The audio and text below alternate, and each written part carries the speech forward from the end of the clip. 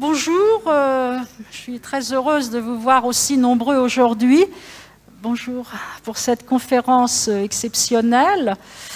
Exceptionnelle d'abord par la qualité de notre conférencier du jour, qui est un éminent spécialiste international d'art asiatique. Mais je laisserai au coordinateur de ce cycle Corée-Japon, mon collègue et ami Pierre-Emmanuel Roux, le plaisir de présenter le conférencier du jour. C'est aussi une conférence exceptionnelle en ce sens qu'elle s'inscrit non pas avec un nouveau partenariat, mais au fond avec la renaissance d'un partenariat entre l'Université libre et le département des Yvelines. En effet, cette conférence s'inscrit dans le cadre du Mois du Japon qui est piloté, je tiens à saluer la présence parmi nous de Fabienne Stahl, par le musée Maurice Denis, qui, comme vous le savez, statutairement, est un musée départemental. La chance à Saint-Germain d'avoir des collections municipales, un musée départemental et un musée qui appartient à la réunion des musées nationaux, qui est le musée d'archéologie, le musée national d'archéologie. Donc, une conférence tout à fait exceptionnelle. Et d'ailleurs, dans le cadre de ce mois du Japon, nous avons eu hier une visite au musée Maurice Denis avec comme fil conducteur le Japon.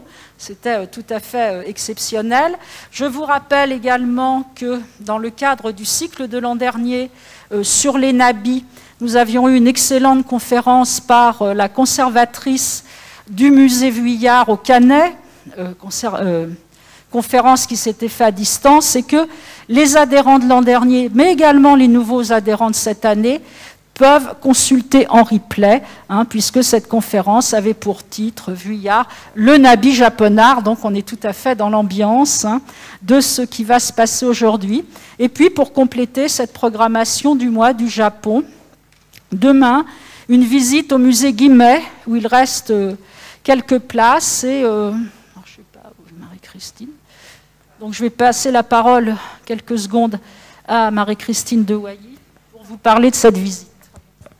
Oui, donc pour cette visite, il nous reste encore quelques places. Si vous êtes intéressé et que vous ne soyez pas encore inscrit, évidemment, je vous attendrai à la sortie de la conférence. Pour mémoire, le rendez-vous sera à 13 h au RER de Saint-Germain-en-Laye, bien entendu, ou bien à 14h15 sur place au musée Guimet. Et la somme demandée pour cette visite est de 16 €. Voilà. Voilà, donc, et dernière précision, une autre conférence est prévue dans le cadre du mois du Japon, qui sera un voyage au Japon à travers la bande dessinée. Et donc, je passe maintenant la parole à Pierre-Emmanuel pour vous présenter notre conférencier. Merci.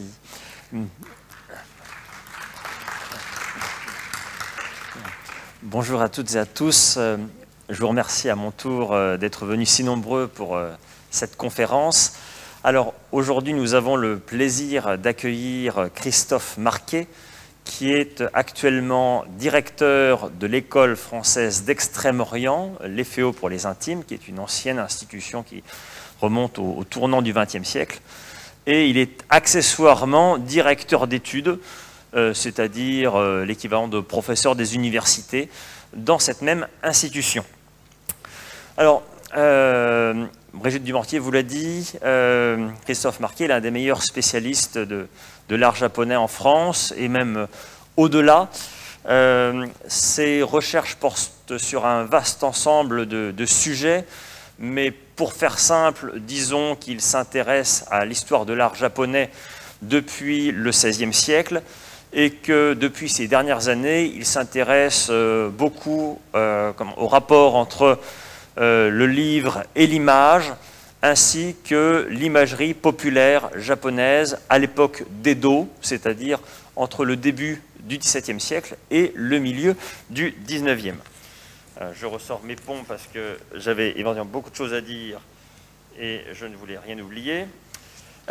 Oui, donc Christophe Marquet a été formé en histoire de l'art et en études japonaises en France et au Japon.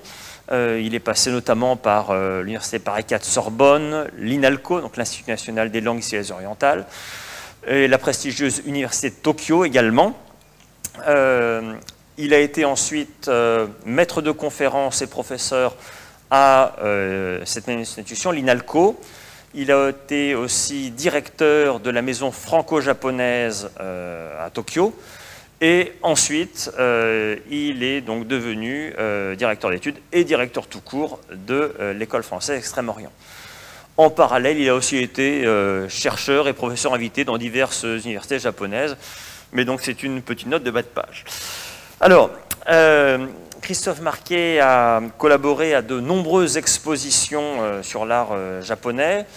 Il a également dirigé plusieurs ouvrages collectifs sur la question de l'art japonais, en français et en japonais.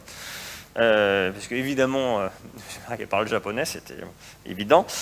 Alors, je ne vais pas vous dresser une liste exhaustive de sa bibliographie, sinon il faudrait faire une liste à l'après-vert, on sera là jusqu'à 17 h. Je vous dirais juste que donc, récemment, il a publié un certain nombre de choses sur l'imagerie populaire au Japon, et notamment 2 très beaux livres, dont le dernier date de 2019, si ma mémoire est bonne, qui s'intitule, les 2 commencent par le même titre, c'est Otsue, O-T-S-U-E, et ensuite, alors l'un c'est l'imagerie populaire au Japon, et l'autre, je ne sais plus, mais c'est aussi à peu près la même chose, presque, mais voilà, c'est une maison d'édition différente, c'est pas la même année. Voilà, donc ce sont de très beaux livres avec beaucoup d'images. Voilà, donc ça vaut vraiment mérite vraiment d'être consulté. Et je crois, je suis presque au bout. Ouais, donc l'intérêt de M. Christophe Marquet pour l'art japonais l'a aussi amené à s'intéresser donc aux collections conservées dans les bibliothèques et les musées en Occident, donc sur cet art japonais. Et ce faisant, il en est venu aussi à étudier les premiers contacts d'un point de vue culturel entre la France et le Japon, et notamment la connaissance du Japon que nous avions en France et en Occident. Et cela permet de faire le lien avec la petite publicité que vous avez dû recevoir en rentrant dans cette salle, c'est-à-dire un ouvrage qui vient d'être publié à l'école française Extrême-Orient pour comment ça s'appelle, c'est le 160e, si je ne me trompe pas, anniversaire des relations entre la France et le Japon. Et Christophe Marquet a un article très fouillé donc, sur la question de l'introduction des livres japonais en France au XIXe siècle. Je l'ai lu, c'est très bien. Enfin, l'article et le livre en entier, donc je vous le recommande, il vient de sortir. Voilà. Et donc pour finir, écoutez, donc toutes ces raisons en fait sont réunies, ont été réunies pour inviter aujourd'hui Christophe Marquet pour nous parler des débuts de l'orientalisme en France et donc la découverte savante du Japon au XIXe siècle. Je laisse la parole donc. Merci. Et je le remercie d'avoir pris du temps cet après-midi parce qu'en tant que directeur, c'est quelqu'un de forcément très occupé. Merci beaucoup Pierre-Emmanuel Roux pour cette présentation bien trop élogieuse qui va générer chez vous des attentes peut-être un peu trop importantes par rapport à notre conférence d'aujourd'hui. C'est un immense plaisir d'être ici dans cette salle, d'abord dans ces conditions sanitaires qui nous obligent à beaucoup de restrictions, de finalement pouvoir être en face à face, c'est presque un luxe. L'autre raison est que, ce n'a pas été dit dans la présentation, c'est un élément qui peut sembler anecdotique, mais je suis résident du PEC depuis une vingtaine d'années. Mais pendant les 20 années, j'ai passé une grande partie en fait à l'étranger. Donc je suis un résident, disons, alternatif entre essentiellement la France et le Japon. Mais j'ai donc des attaches depuis une vingtaine d'années avec cette ville de Saint-Germain aussi et cette région qui me plaît beaucoup. Donc c'est un grand plaisir d'intervenir dans cette université du libre de Saint-Germain et également que le musée Maurice Denis soit associé à la conférence, musée que je fréquente depuis de très longues années. Oui, mais je pense que ça, si ça, c'est possible de le laisser pour l'instant. Donc je remercie également le musée de s'être associé à l'organisation de la conférence elle-même. Et Dans la présentation qui vient d'être faite, on a parlé beaucoup de mon travail sur l'histoire de l'art japonais. C'est vrai que c'est d'abord par ces recherches que j'ai commencé une thèse de doctorat, mais aujourd'hui, je parlerai un petit peu moins d'art japonais pour parler plus de livres et de savoirs savants, si vous voulez, entre la France et le Japon, avec une thématique qui peut sembler un peu ambitieuse, les débuts de l'orientalisme, la découverte savante du Japon au XIXe siècle. Parce qu'il peut paraître aujourd'hui, début du XXIe siècle, époque de mondialisation, comme on dit, que la connaissance des pays étrangers est une évidence absolue. Nous sommes informés en direct par de nombreux moyens, mais les hommes du XIXe siècle, et en particulier ceux du premier XIXe siècle, avaient une information sur le Japon qui était considérablement réduite, mais néanmoins, ils ont essayé par différents canaux, et en particulier des savants orientalistes, justement, de s'informer et d'informer leurs contemporains sur ce qu'ils pouvaient connaître de ce pays. Et cette question que je me suis posée en tant que chercheur, comment un homme du premier 19e siècle pouvait se représenter le Japon, quelle information il pouvait avoir, et comment les savants orientalistes ont pu, à travers quel type de documents, quel type d'informations, étudier ce pays, mieux le connaître. C'est une question qui peut paraître simple, mais y répondre est un peu plus difficile. En tout cas, si on veut y répondre en tant qu'historien, c'est-à-dire en se fondant véritablement sur des documents tout à fait probants. Alors, je commencerai cette conférence par un petit clin d'œil quand même à Maurice Denis, et j'apprends à l'instant, donc une visite a été faite au musée hier, donc c'est l'exposition actuellement qui s'appelle Bonheur rêvé, Maurice Denis Bonheur rêvé, avec dans une brochure qu'il a présentée le Japon en filigrane. Alors pour moi c'est juste quelques images que je vous montre, je vais faire très peu de commentaires, mais dans ce que j'ai vu de cette exposition, certaines œuvres qui m'ont paru à la fois extrêmement intéressantes en tant que telles, mais dans lesquelles aussi on peut trouver une certaine trace d'influence japonaise. Il y a notamment ces deux œuvres tout à fait différentes, je dirais, dans le matériau. La première, ce portrait de Madame Rançon au chat, excusez-moi, il y a une petite coquille, de 1892, donc c'est une œuvre de jeunesse de Maurice Denis, à la période où il est vraiment dans ce mouvement des nabis, et le traitement en aplat, les éléments décoratifs de cette superbe peinture sont évidemment une influence de l'estampe japonaise. Et en face, une mosaïque qui est peut-être une des premières approches par Maurice Denis d'une forme d'art religieux, avec cette stella matutina, mais là aussi où la simplification des formes, d'un modernisme absolument étonnant, pour 1892 aussi est une marque du Japon. Et cette influence du Japon, ce n'est pas quelque chose que Maurice Denis a rêvé, mais qu'il a trouvé dans des documents lui-même, documents visuels essentiellement, qu'il a pu collectionner à son époque. Mon savoir en ce domaine est extrêmement récent et je veux remercier Madame Fabienne Stahl qui m'a communiqué certains de ces documents, notamment ici une estampe qui est, je précise, une estampe crépon.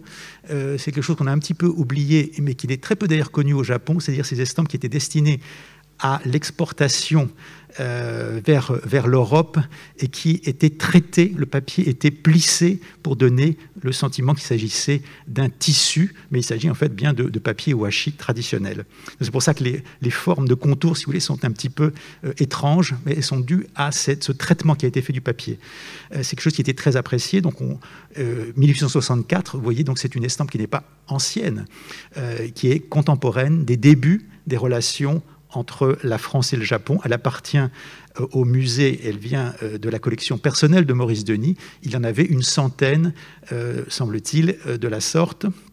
Et puis en face, j'ai mis un portrait de l'épouse de Maurice Denis, Marthe Denis, portrait au kakemono, réalisé par un peintre belge, Theo van Rysselbergh, qui était très influencé par le Japon. C'est un peu plus tardif, de 1908. Mais ce qui est très intéressant, c'est ce choix dans l'arrière-plan de ce kakemono. Le mot kakemono, aujourd'hui, dans la langue française, est totalement entré, et on en parle pour tous ces types d'accrochages. Voilà, c'est assez récent quand même, mais c'est un mot qui est entré dans la langue française au XIXe siècle pour désigner donc ces rouleaux suspendus japonais. Et à l'époque, c'était quelque chose quand même d'extrêmement nouveau comme format, en tous les cas pictural. Et c'est cette note un peu d'exotisme japonais, si on veut, en arrière-plan d'un portrait qui, lui, finalement, assez sage dans son traitement, je dirais, post-impressionniste, mais enfin bon, sans plus. Mais on a cette présence du Japon. Et puis dans les objets d'art décoratif que j'ai vus, certains, peut-être c'est une vision qui m'est totalement propre et que ce n'était pas forcément l'intention de ces créateurs, mais Félix Vallotton, on sait toute l'importance qu'a eu pour lui l'estampe japonaise, surtout dans ses gravures, évidemment. Mais ici, c'est une petite boîte qui s'appelle La Fillette au Chaton de 1895-97, où évidemment, on ne peut pas s'empêcher de penser aux boîtes laquées avec des décors dorés qui sont quand même très caractéristiques de cette esthétique japonaise qui a été tant appréciée à l'époque du japonisme. Et puis en face, un céramiste plus récent, et c'est non daté, mais ça doit dater peut-être des années 1920, je ne sais pas, cette coupe au poisson rose, où je retrouve aussi des éléments de décor qui me semblent être une influence japonaise. Et si vous êtes allé... je suppose que vous connaissez tous cette chapelle du Prieuré, vous avez peut-être été attiré par cette fresque que l'on trouve donc dans la partie droite de la chapelle, où il y a un certain nombre de personnages représentés qui ont été des personnalités qui ont christianisé le monde non occidental, si vous voulez. Tout à fait à droite, le père Charles de Foucauld, dont on connaît l'action qu'il a eue en Afrique du Nord, et puis évidemment Saint François Xavier. Et vous avez un Japonais représenté donc à genoux au pied de Saint François Xavier. Bon, c'est cette fresque qui a été imaginée par Maurice Denis, et aussi, moi j'y retrouve aussi dans cet universalisme du catholicisme tel qu'il le pensait lui, cette relation avec le Japon. Alors, c'est une simple introduction qui n'est pas exactement reliée au thème principal de la conférence, si vous voulez. C'est une mise en jambe, mais je voulais absolument quand même parler un peu de Maurice Denis et de son rapport au Japon, et vous inciter, si vous n'avez pas encore eu le temps de le faire, d'aller voir cette merveilleuse exposition. Alors, François Xavier me donne un élément pour aborder justement cette relation des Occidentaux avec le Japon. Si l'on remonte dans l'histoire, la première trace d'une relation, je dirais, physique d'un occidental avec le Japon commence par ce qu'on appelait, certains historiens ont appelé, ça se discute évidemment, le siècle chrétien. Il y a une période qui s'étendrait de 1549, donc qui est la date de l'arrivée de François Xavier donc au Japon, jusqu'au milieu du XVIIe siècle. En fait, c'est un siècle qui était un peu plus court, on va dire, puisque dès le début du XVIIe siècle, en fait, des persécutions des chrétiens vont faire que cette présence va petit à petit disparaître. Mais il n'empêche, il y a eu ce moment chrétien au Japon. C'est une chose qui est relativement bien connue. Il y a eu un film, il n'y a pas très longtemps, qui s'inspirait d'un roman japonais de Endo Shusaku, Silence, qui parlait justement de ces persécutions des chrétiens au Japon au XVIIe siècle. Mais cet épisode d'environ un siècle, finalement, s'arrête de manière relativement brutale, et avec justement ces persécutions, et l'information sur le Japon, qui a connu, je dirais, un certain nombre d'éléments concrets entre la fin du XVIe siècle et le début du XVIIe siècle, va disparaître quasiment à partir du milieu du XVIIe siècle. Et pour une raison très simple, c'est la fameuse fermeture du Japon. Alors, il y a beaucoup à dire sur la notion de fermeture du Japon à cette époque-là, qui n'est pas absolument totale, puisque notamment les Hollandais sont autorisés à continuer à exercer du commerce à condition qu'ils ne qu'ils ne diffusent pas des idées religieuses. Et donc, ils sont installés dans un comptoir, d'abord à Hirado, donc dans l'île de Kyushu, au sud du Japon, jusqu'en 1640, et puis après à Dejima, qui est un nom que l'on peut retenir, ce petit îlot au large donc, de Nagasaki, où ils vont être en quelque sorte parqués. Ça va être un comptoir extrêmement fermé, mais où chaque année, un navire venant de Batavia, c'est-à-dire venant de Java, va permettre de mener des échanges commerciaux donc via l'Indonésie, mais donc aussi avec l'Europe. Mais ça sera, je dirais, une chose qui sera exclusivement, qui relèvera des Hollandais. Bon, après, si on regarde dans les détails, en fait, parmi ces Hollandais, il y avait aussi d'autres nationalités qui se présentaient comme des Hollandais. Il y avait des Allemands, il y avait d'autres, il y avait même certains huguenots en fait, d'origine donc française. Voilà, c'est un peu plus compliqué, mais enfin, en tous les cas, officiellement, c'est la Hollande qui est la seule autorisée à avoir ces relations. Et les Hollandais, sans vouloir leur jeter la pierre, sont un peuple de commerçants et leur objectif n'était absolument pas d'étudier le Japon, de le connaître, mais d'échanger et de faire du profit. Et d'ailleurs, beaucoup de savants du 19e siècle vont reprocher aux Hollandais, bien qu'ils aient eu la relation exclusive avec le Japon pendant 2 siècles et demi, d'avoir produit extrêmement peu de choses en termes de savoir à cette période-là. Et puis cette période donc de 2 siècles et demi de commerce exclusif avec le Japon va finalement commencer à prendre fin dans les années 1850, avec d'abord l'arrivée des Américains qui vont vouloir forcer l'ouverture du Japon, pour des raisons aussi qui étaient également économiques, et notamment pour la pêche à la baleine, pour pouvoir pouvoir accéder aux ports japonais, etc. Et puis aussi avec des visées diplomatiques, mais enfin c'est quand même essentiellement des visées économiques. Et ce qui va entraîner donc finalement la signature de traités, notamment avec la France en 1858, puis 10 ans plus tard, ce qu'on appelle la restauration de Meiji, c'est-à-dire le retour du pouvoir donné à l'empereur.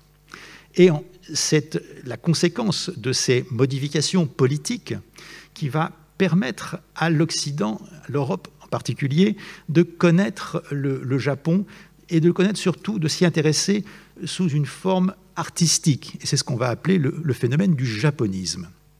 Alors, ce phénomène commence dans les années 1870, disons, et va se terminer, si on va un peu plus loin, quasiment jusqu'au début de la guerre 14.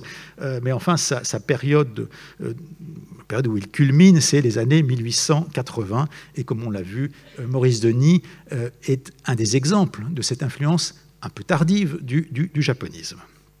Mais la question qui m'intéresse aujourd'hui, ce n'est pas de faire justement une présentation du japonisme qui a été souvent faite et très bien par de nombreux collègues, mais de réfléchir avant le japonisme, c'est-à-dire avant l'ouverture officielle du Japon grâce à ces traités, qu'est-ce qui se passait ?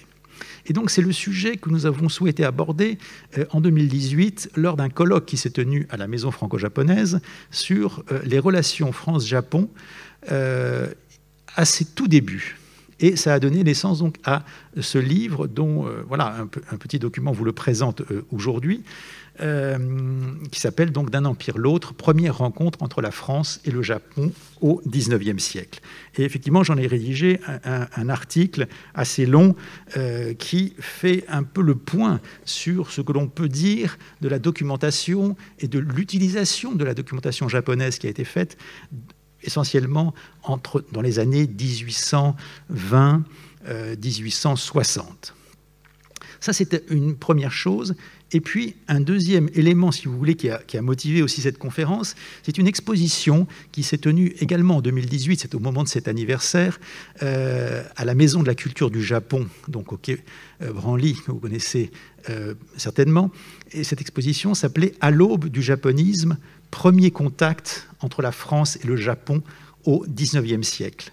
Une exposition qui a voulu justement compléter la grande exposition du japonisme qui avait eu lieu au Grand Palais en 1988 pour montrer que tout n'a pas commencé avec la signature des traités, mais que avant 1858, il y avait déjà pas mal de choses, en fait, et de contacts, et même d'importation d'objets, de livres et de savoirs qui ont existé. Mais on les a un peu oubliés, parce que ces objets dorment dans des réserves de musées, ces livres sont dans des bibliothèques, mais plus personne ne comprend comment ils sont arrivés, etc.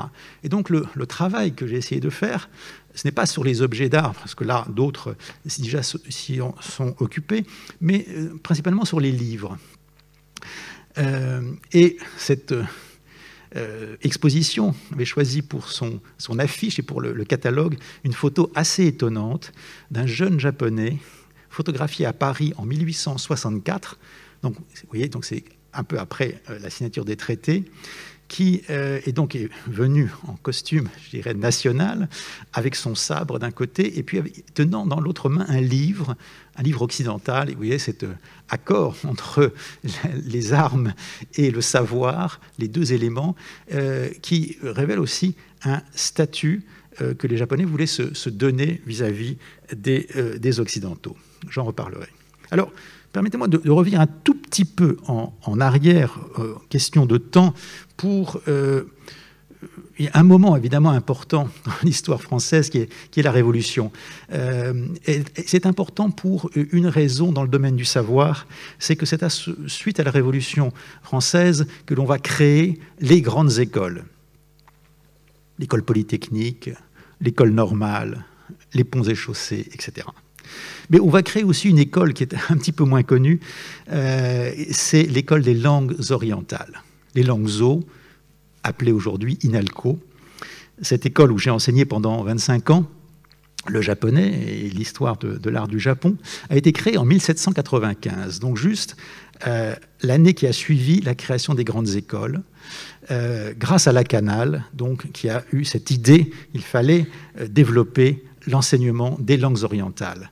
Et dès 1790, Louis Langlès, qui va devenir professeur de persan à l'école des langues orientales, a écrit un texte très intéressant qui s'appelle « De l'importance des langues orientales pour l'extension du commerce, les progrès des lettres et des sciences ». Et je crois que tout est dit dans ce titre, la compréhension dès cette époque que si l'on veut commercer, alors vraiment au sens d'échanger des biens, mais aussi connaître les autres civilisations donc, que celles de l'Europe, et en particulier celles de l'Orient, il faut d'abord en apprendre les langues. Ça paraît une évidence pour nous aujourd'hui, mais de le dire en 1790, alors que la langue française avait cette prétention, et là encore parfois d'universalisme, est quelque chose quand même d'assez nouveau. Et Lakanal a écrit dans un rapport sur les langues vivantes, qui était certainement d'ailleurs écrit en grande partie par Langlès lui-même, il écrit ceci, qui est en 1795, qui est un constat intéressant. Le japonais, là il parle de la langue, employé dans les 3 îles qui composent le royaume oriental de tout notre continent, est une espèce de dialecte du chinois et présente conséquemment de grandes difficultés. Il est défendu aux naturels du pays, c'est-à-dire aux autochtones, de l'enseigner aux Hollandais, les seuls Européens reçus au Japon. Nous ne possédons qu'un petit vocabulaire japonais publié à Rome, etc. Donc, il fait un constat. D'abord, alors, ce qu'il dit de la langue japonaise et de son lien avec le chinois est tout à fait erroné, mais ça peu importe. Ce qui est important, c'est qu'il rappelle que les Japonais acceptaient que les Hollandais soient parqués dans un petit îlot à Dejima, mais ils ne voulaient surtout pas qu'ils apprennent le japonais. Donc, alors c'est aussi une des raisons pour lesquelles, évidemment, la difficulté de s'informer sur le pays. Et on voit le très petit nombre d'outils dont disposaient les Français à cette époque-là. C'est donc un vocabulaire japonais qui avait été publié à Rome par un père, à l'époque, donc justement chrétienne. Et puis une grammaire publiée par Thunberg, donc, qui avait séjourné au Japon au XVIIIe. Donc, création de l'école des langues orientales en 1795, mais malheureusement, malgré, je dirais, cet avis de Lakanal, le japonais ne fait pas partie des premières langues qui sont enseignées aux langues zo, qui seront le persan, le turc, l'arabe, le malais et le tartare de Crimée. Et il faudra attendre en fait 1863 pour que le japonais commence à y être enseigné. Parallèlement, et ça c'est quelque chose d'important quand on réfléchit à la question de l'orientalisme, c'est en 1822, et nous fêtons cette année le bicentenaire de la création de la Société asiatique, qui est une société savante, donc, qui va être le moteur de la connaissance sur le Moyen-Orient et l'Extrême-Orient, les deux, avec beaucoup d'académiciens, notamment des professeurs au Collège de France, des professeurs de l'École des langues orientales, qui vont être les pionniers de la connaissance de l'Asie. Alors, je ne sais pas si vous êtes amateur de visites dans les cimetières, et notamment celui du Père-Lachaise, qui est toujours assez riche d'enseignements. Et lors d'une visite, vous pourrez peut-être découvrir cette tombe qui est, vous voyez, très mal entretenue. Mais on peut encore lire l'inscription qui dit ceci. « Ici repose Isaac Titsing, ancien conseiller des Indes hollandaises, ambassadeur de la Chine et du Japon, mort à Paris le 2 février 1812 à l'âge de 68 ans. » Alors je vais, pendant une partie assez importante de cette conférence, m'arrêter sur ce personnage, Isaac Titsing, donc, qui est mort à Paris. Son nom vous indique en fait qu'il est hollandais. Et il a été en fait le directeur du comptoir commercial hollandais au Japon à la fin du XVIIIe siècle. Il était francophone et attaché à la France. Il y a passé les 10 dernières années de sa vie. Et c'est pour cela qu'il est enterré au Père-Lachaise. Apparemment, peu de gens aujourd'hui connaissent son existence et vous voyez que la tombe, l'état dans lequel elle se trouve, est un petit peu triste. C'est Isaac Titsing, qui était né en 1745, a été donc, comme je disais, le directeur de cette factory. Et il a su, contrairement à la plupart de ses prédécesseurs, nouer des liens avec les interprètes, donc ces Japonais qui étaient formés de génération en génération à la connaissance de la langue hollandaise et qui servaient donc d'interprètes aux Hollandais. Mais aussi avec des savants japonais, des botanistes, des médecins. Il y a toute une école, c'est des choses qu'on ignore peut-être aujourd'hui, mais dès le XVIIe siècle, XVIIIe siècle, très importante, de savants qui s'informaient, qui s'intéressaient énormément au savoir, pas seulement médicinal, mais dans tous les domaines des sciences en Occident. Et donc il y a eu des échanges extrêmement intéressants qu'il est aujourd'hui assez difficile de retracer, mais nous avons quand même un certain nombre de documents, y compris en France, qui nous permettent de comprendre comment se sont faits ces échanges. Alors c'est ici des échanges de livres, de documents d'une part, et puis des échanges intellectuels, des conversations, voire des traductions qui étaient produites. Et donc Titsing, tout en faisant son travail, je dirais, de directeur commercial, comme on dirait aujourd'hui, est quelqu'un qui, par goût, s'intéressait à la culture japonaise, à son histoire, et il a fait traduire par ses interprètes énormément de livres, avec l'idée qu'à son retour, il les ferait traduire, il les ferait publier, alors en hollandais, en français, dans d'autres langues. Et une chose que moi-même j'ai découvert en menant ces recherches, c'est qu'il a enseigné le français, langue qu'il parlait également, à Nagasaki, donc assez hollandais, assez japonais hollandisant, parce qu'il leur disait, bon, le hollandais c'est une chose, mais enfin quand même le français est une des grandes langues du savoir, donc en Europe, à la fin du XVIIIe siècle, donc il faut aussi le connaître. Et on a des carnets qui ont servi à l'enseignement du français, qui sont conservés à la Bibliothèque nationale, qui viennent de Titsing. Et à la fin de sa vie, il s'installe à Paris, donc dans les années 1800, et donc après la Révolution, on est vraiment dans cette période un peu encore compliquée, et il fait don à la bibliothèque, donc qui s'est appelée Royale à cette époque-là, de livres japonais. notamment de livres sur l'histoire. Alors, il marquait 5 livres, mais en fait, c'est des collections avec beaucoup de volumes, donc une grande histoire du Japon, pour essayer de nourrir la connaissance du Japon en France. Malheureusement, tous les projets qu'il avait entrepris n'ont pas pu être arrivés à terme, puisqu'il meurt en 1812, en laissant à la fois toute sa collection et l'ensemble de ses manuscrits, dont presque aucun n'avait encore été édité. Heureusement, des orientalistes français et d'autres d'origine allemande vont prendre le relais et vont utiliser ces matériaux pour faire ce qui va être les premières publications sur l'histoire, la civilisation japonaise. Et un de ces livres, c'est celui-ci, qui s'appelle « Mémoires et anecdotes sur la dynastie régnante des Jogun, c'est-à-dire shogun, souverains du Japon », qui paraît en 1820 à Paris. Alors c'est une édition posthume, évidemment, et elle est réalisée par Abel Rémusat, un nom que vous pouvez retenir, puisque c'est le premier professeur de chinois, de la chaire donc de chinois du Collège de France, en 1814. Et il va occuper cette chaire jusqu'à sa mort en 1832. Donc on le considère véritablement comme le fondateur de la sinologie française. C'était un sinologue, mais il s'intéressait aussi beaucoup au Japon. Et pour une, pour une raison simple, c'est pas forcément l'expression qui convient, mais il pouvait avoir accès au savoir japonais à travers la langue chinoise, puisque la langue chinoise est la langue savante utilisée à cette époque-là, et donc il pouvait lire les livres japonais de cette époque. Et donc il fait un travail de mise en forme des traductions qui ont été faites par ces interprètes japonais, et publie ce livre. Donc c'est la première histoire. Alors c'est une histoire...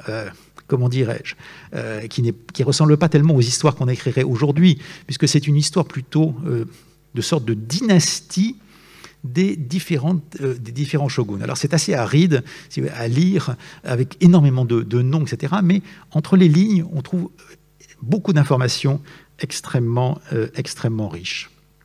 Et alors, il donne aussi des informations sur la situation qui était celle des Hollandais au Japon. Et il représente ici, enfin il reproduit en fait une carte qui est coloriée à la main, qui est la reproduction et la traduction d'une gravure japonaise de 1780, c'est-à-dire contemporaine de la période où Titsing a séjourné au Japon, et qui représente donc exactement cet îlot qui était dans le port donc, de Nagasaki, dans lequel étaient confinés, c'est le terme tout à fait convient vraiment, les étrangers, et les Hollandais en particulier. Donc ils ne pouvaient pas en sortir, hein. Ils y restaient pour certains 2 ans, 3 ans, 4 ans, certains sont restés plus d'une dizaine d'années, et la seule sortie qui leur était permise, c'était une fois tous les 2 ans, puis une fois tous les 4 ans, pour se rendre à Edo, c'est-à-dire donc à la capitale des shoguns, pour remettre leur tribu en quelque sorte au shogun. Bon, imaginez un petit peu les conditions, là où nous on se plaint de 14 jours de confinement ou de 10 jours, mais enfin bon, là ils y passaient des années dans ce qui est à peu près comme surface la dimension d'un terrain de football. C'est extrêmement petit. Alors ça peut se visiter si vous avez l'occasion d'aller à Nagasaki. Ça a été reconstitué et c'était assez impressionnant avec toutes les maisons qu'ils occupaient. Donc la maison du directeur de la factory, des différents entrepôts. Enfin, c'était vraiment un entrepôt en fait. Hein. Il y avait un navire qui arrivait par an, un seul, depuis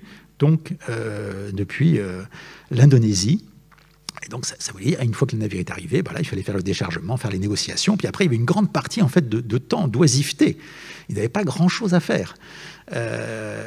Et donc, ceux qui étaient un peu plus savants, comme Titsing, ont mis à profit cet temps d'oisiveté pour se cultiver et étudier le Japon. Bon, ça, c'est la carte de base qui a été utilisée pour faire cette carte que vous avez vue précédemment. Alors, un autre livre, et en fait dans l'ordre chronologique, c'est celui-ci qui est publié en premier, en 1819, qui s'appelle « Cérémonies usitées au Japon pour les mariages et les funérailles ». Ça, c'est le début du titre. Alors, comme les titres de l'époque sont extrêmement longs, en fait, il y a plusieurs éléments. Et c'est un livre tout à fait passionnant, parce que c'est peut-être le premier livre ethnographique sur le Japon. Là, c'est plus la question de l'histoire des grands personnages qui ont dirigé, les grands militaires, chefs militaires qui ont dirigé le Japon, mais c'est les Japonais, je dirais, dans leur vie quotidienne, eh bien, voilà, les moments importants de la vie, que sont le mariage et les funérailles, ben, évidemment, c'est très codifié dans toutes les civilisations, mais encore plus peut-être au Japon. Et il s'est intéressé à ça, et donc il a trouvé un livre japonais qui est ici dans la partie supérieure, qui décrit justement toutes ces cérémonies. Alors là, évidemment, c'est dans certaines classes de la société, ce sont les classes des guerriers. Il reproduit ça dans ce livre avec toutes les traductions, les explications, la manière dont se passaient les choses. Donc vraiment un regard ethnographique tout à fait étonnant pour l'époque. Et puis, dans cet ouvrage, ce qui est intéressant, c'est qu'il y a une description de la documentation que possédait Tizing. Et c'est une notice, qui s'appelle « Notice des livres et des manuscrits japonais ». Elle comporte 103 numéros. Il y a des manuscrits, des peintures, des cartes, des livres, des gravures, des médailles et des monnaies. La question de la monnaie aussi est très importante. Je crois que Guillaume Carré, vous avez fait une conférence sur ce sujet, mais c'est un sujet qui a énormément intéressé. Et les Japonais publiaient beaucoup d'ouvrages de numismatique. Et donc, voilà, on voit que toute cette collection qui était auprès de Tizing va être dispersée à Paris dans les années 1820. Et aujourd'hui, c'est très difficile de savoir où sont passés tous ces livres, tous ces objets. Ils sont dans des collections, certainement encore en grande partie en France, mais on en a perdu la trace, l'histoire. Les personnes qui les possèdent ne savent pas forcément que cela vient de Tizing. Alors j'ai essayé, modestement, d'en retrouver un certain nombre et de voir comment certains de ces documents avaient pu être utilisés pour produire du savoir sur le Japon. Alors je vais vous montrer quelques exemples. Un premier exemple, c'est ce qui concerne le savoir médical. Ça, c'est une chose aussi qu'on ne connaît pas toujours très bien, mais l'acupuncture est une science, évidemment, d'origine chinoise, et les Japonais se sont informés auprès de la Chine pour ce domaine, mais finalement, c'est par la traduction via le japonais qu'ont été écrits en français les premiers traités d'acupuncture et de moxibution, donc l'usage des moxa, et qui est un mot en fait d'origine japonaise. En 1825, cet ouvrage qui s'appelle, si je traduis le livre japonais, « La tradition secrète de l'acupuncture et de la moxibution » de 1780, donc va être traduit du japonais via une traduction du hollandais en français. Et l'ouvrage se trouve toujours à la bibliothèque interuniversitaire de santé à Paris. Et l'ouvrage avait été accompagné, lors de son don, d'un mannequin d'acupuncture qui permettait donc de s'exercer pour comprendre, donc se former à la pratique de l'acupuncture. Le mannequin en question se trouve au musée d'histoire de la médecine. Et ce qui est important à noter, c'est qu'il a été offert à Tizing par Ogino Gengai, qui était le médecin attitré de l'empereur. Donc, et quand même, le niveau de relation que Tizing pouvait avoir avec ses interlocuteurs japonais était de très haut niveau. Donc là, c'est un premier domaine, juste un exemple, la médecine orientale, la médecine japonaise, sino-japonaise, disons, et commence à être connue dès les années 1820. Alors, comment est-ce qu'on peut retrouver ces livres de Tizing? En fait, en passant son temps à lire des catalogues de vente. On publie à l'époque des catalogues de vente extrêmement bien faits, et notamment la vente de Abel Rémusat. Donc Abel Rémusat, ce professeur de chinois, donc titulaire de la chaire du Collège de France, meurt malheureusement assez vite en 1832. Et lorsque vous consultez le catalogue de la vente posthume, vous apercevez qu'il y a un certain nombre de livres japonais, en fait, bon, en petit nombre, 8, mais qui portent sur la botanique, sur la littérature, un almanach, des cartes, etc. Toutes, bien que ce ne soit pas écrit directement, mais c'est une certitude, viennent de Tizing, en fait. Donc, ce qui veut dire que Tizing, sa collection, elle est passée entre les mains d'abord d'un certain nombre de savants orientalistes parisiens. Et alors, je vous montre, à titre d'exemple, comment se présentent les notices de ces catalogues de vente. Ici, donc, vous avez le numéro 582 dans la section philosophie, sciences et arts, le Kimmutsui. Alors, les prononciations ne sont pas toujours extrêmement justes, et on donne souvent la prononciation chinoise parce que les orientalistes français connaissaient mal le japonais. Et ils avaient une grande difficulté à comprendre comment il fallait prononcer exactement la langue japonaise. En revanche, ils connaissaient le chinois. Donc, ils mettaient la lecture chinoise à côté. Comme ça, ils disaient, bon voilà, on peut plus facilement comprendre de quoi il s'agit. Alors, on explique qu'il s'agit d'une collection d'images avec de courtes explications à l'usage des commençants, à l'usage des débutants, si vous voulez. Alors, c'est une petite encyclopédie, et il est écrit, publié au Japon par le docteur Xiao Sai en 1666, sous le règne du 113e Dairi, etc., à toute précision historique. Voilà. L'ouvrage est disposé par ordre de matière en 20 livres. Il commence par l'astronomie et finit aux herbes et aux fleurs. Et dans les éditions postérieures, on donne des images des 52 divinités japonaises avec une courte notice sur chacune d'entre elles. Donc en fait, il s'agit d'une sorte d'encyclopédie assez similaire aux encyclopédies qu'on a pu publier en Occident au XVIIIe siècle. Bon, celle-là, en l'occurrence, est du XVIIe, mais elle a été rééditée très très souvent en fait, jusqu'au XVIIIe, et qui est aussi, va être utilisée comme un dictionnaire. Alors, je vous montre à quoi ça ressemble, avec deux éditions qui sont évoquées ici, celle de 1666 à gauche et celle de 1695 à droite. Donc c'est le même ouvrage, mais dans des éditions différentes, avec des illustrations qui sont différentes, et bien sûr des chapitres qui ne sont pas les mêmes. Et alors, à gauche, bon, c'est donc le règne animal. On vous décrit donc des poissons, des mammifères, on donne le caractère, vous voyez, en gros ici, et puis les lectures de son nom en chinois, en japonais, une petite description et surtout une image.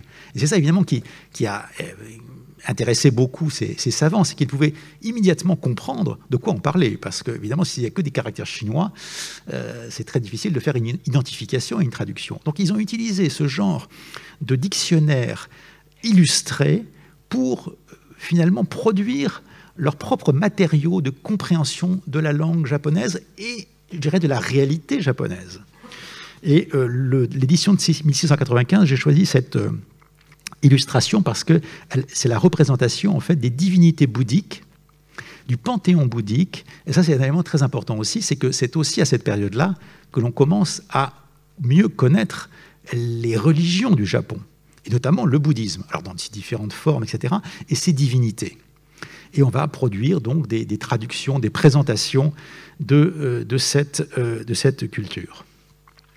Et puis, donc, pour vous montrer un exemple de l'utilisation de ces livres, qui n'étaient pas simplement pour leurs belles images, mais ce manuscrit que j'ai trouvé donc, au Muséum d'histoire naturelle est en fait un livre japonais de 1762 intitulé « Richesse de la mer » et qui recense une centaine d'espèces de poissons, de mollusques ou de reptiles, accompagnés non pas de notices scientifiques, mais en fait de poèmes. Bon, ça, Abel Rémusat n'avait pas exactement compris qu'il s'agissait de poèmes et non pas de descriptions naturalistes. Mais ce qui va intéresser Rémusat, c'est qu'il va pouvoir, à travers ce livre, qui est un des premiers livres imprimés en couleur au Japon, cela dit, il va pouvoir comprendre certaines variétés de poissons dont il n'arrivait pas à comprendre en fait quelle était la nature précise grâce aux images. Et vous avez une petite note, alors là qui est très difficile à lire pour vous par sa taille, mais dans laquelle, qui est une note manuscrite d'Abel Rémusat, qui dit se faire aider du grand naturaliste Georges Cuvier pour décrire et identifier des espèces qu'il a repérées dans le Wakan Sansaizue, qui est une autre encyclopédie du début du XVIIIe siècle, à propos de laquelle il va faire un travail colossal consistant à traduire, à transcrire d'abord et à donner la prononciation phonétique et à traduire la table et les entrées, qui sont quand même au nombre de 5000, de cette encyclopédie Wakan Sansazue de 1715. C'est un travail qu'il va faire donc de manière manuscrite, et le manuscrit est conservé à la Bibliothèque nationale de France, et puis il le publie dans le journal de la Société asiatique en 1827. Alors là, c'est aussi évidemment un peu trop petit pour que ça soit lisible, mais c'est un usage, le premier usage peut-être, de caractères japonais en katakana, donc qui sont les caractères utilisés pour transcrire phonétiquement la langue. Alors comme il n'avait pas la possibilité de... je le dis pour les personnes qui connaissent le japonais parce que ça va les choquer, c'est que le japonais ici est écrit de manière horizontale, n'est-ce pas? Donc dans la prolongation des termes en langue française, mais il se lit verticalement. Si vous voulez, donc, des caractères, on devrait tourner le livre et le lire verticalement. Et donc, par exemple, ça c'est le volume sur la maison et l'habitation. Vous avez tous les mots courants pour décrire les différentes pièces, les différentes parties de la maison, etc. Donc en fait, il va utiliser ça pour faire ce qui est le premier dictionnaire de la langue japonaise. Alors à mon avis, c'est absolument inutilisable pour un apprenant, mais c'est un travail philologique assez époustouflant et un travail d'imprimerie aussi qui est vraiment absolument remarquable. Alors le manuscrit, lui, il est à la BN et on peut voir aussi le travail qu'il fait parce qu'il cherche vraiment les prononciations, d'approcher au plus près la prononciation japonaise, de comprendre. Par exemple, ça c'est le caractère qui est pour l'aubergine, n'est-ce pas? Bon, parce que voilà, en passant en revue tous les produits de la nature, l'aubergine, ça nous paraît simple, etc. Mais bon, voilà, il y a toutes sortes d'explications à donner. Et donc, c'est le travail des naturalistes. Et il va dire, Albert Rémusat, il dit, le plus précieux de tous les livres que Titsing avait pu recueillir pendant son séjour au Japon, c'est donc ce Wakan Sansai-zue. Alors, il n'y a pas que des livres savants non plus. Il y a aussi un certain nombre de livres qui, justement, nous ramènent vers le japonisme. Et vous allez voir que même s'ils nous ramènent vers le japonisme, ils n'ont pas été utilisés exactement pour la même raison. Le numéro 1634 de ce catalogue, c'est le Seiro Bijin. Alors, en fait, la prononciation qu'il donne est assez fautive, mais enfin, normalement, ça se lit Awase Sugata Kagami, mais ça, il ne pouvait pas le savoir, parce qu'il ne comprenait pas que les Japonais lisaient de deux manières différentes les caractères chinois. Ils les lisaient dans la prononciation proche de la prononciation chinoise, avec leur phonème, et puis ils le lisaient dans le japonais autochtone, si vous voulez, et donc ils lisaient des deux manières. Et évidemment, ça, il n'avait pas compris, en fait, cette question.